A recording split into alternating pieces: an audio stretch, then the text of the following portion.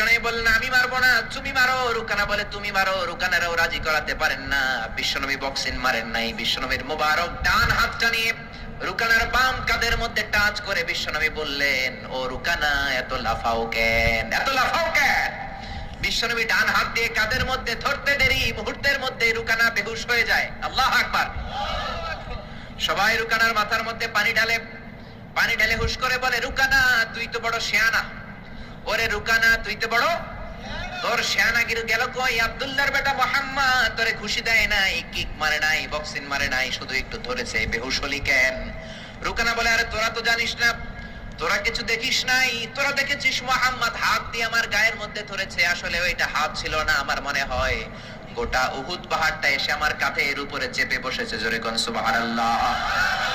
বিশ্বনবী রুকানাকে বললেন, রুকানা তুমি তো হেরে গেলে, এবার কালিমা পড়ো। কয় না না, আমি রেডি আছিলাম না, তুমি আগে ধরছো।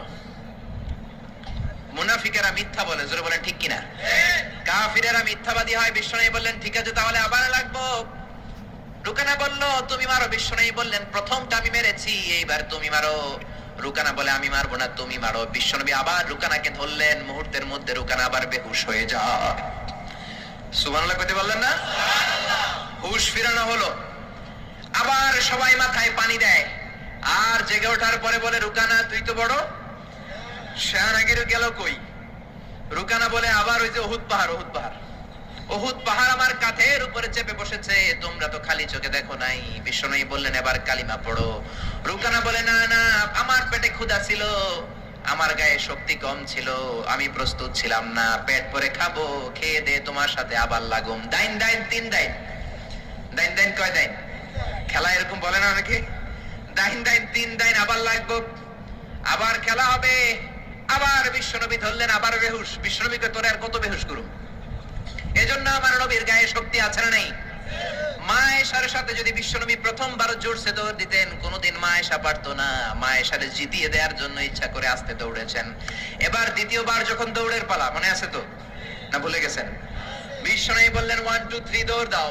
মা আয়েশাও দিলেন দৌড়, বিশ্বনবীও দিলেন দৌড়। এবার মা আয়েশাকে আর চান্স না দিয়ে বিশ্বনবী দৌড়ে যে পিলার ধরলেন। এবার আর মা আয়েশার মুখে হাসি নাই। এবার রেগে আছে, একেবারে গড়গড় করছে, রেগে জিততে পারে নাই। হেরে গেলে মেয়েদের একটা আলাদা রাগ আছে না নাই? বিশ্বনবী আয়েশার কাছে গেলেন, ডেকে বললেন, হুমায়রা হাদিহি সাবাকাতু বিতিলকা, হাদিহি সাবাকাতু বিতিল, কই যে 7 বছর আগে তুমি আমারে দৌড়ে হারিয়ে দিয়েছিলা, আজকের এই রাতের দৌড়ের প্রতিযোগিতায় তোমারে হারিয়ে ওইটার প্রতিশোধ নিয়ে নিলাম। কোন সুবহানাল্লাহ।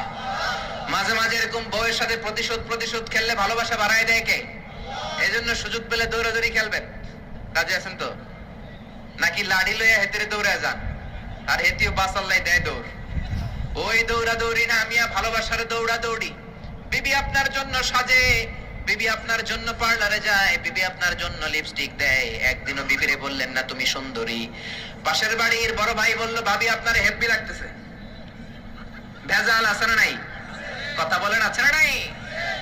আপনার বিবি আপনার জন্য গহনা পরে, আপনার জন্য জুয়েলারি পরে, আপনার জন্য সুন্দর শাড়ি পরে, খোপায় ফুল দেয়, আপনার কাছ থেকে প্রশংসা চায়। একদিনও নজর করে বললেন না তুমি সুন্দরী, তুমি অপ্সরী, অনন্যা, সুস্নিগ্ধা, সুহাসিনী, সুকেশিনী, সুভাষিনী, অসূর্যম বর্ষা, কাজল কালো কেশ, মেঘ কালো কেশ, ডাগর ডাগর হরিণের মতো তোমার দুটি চোখ, একদিনও বললেন না।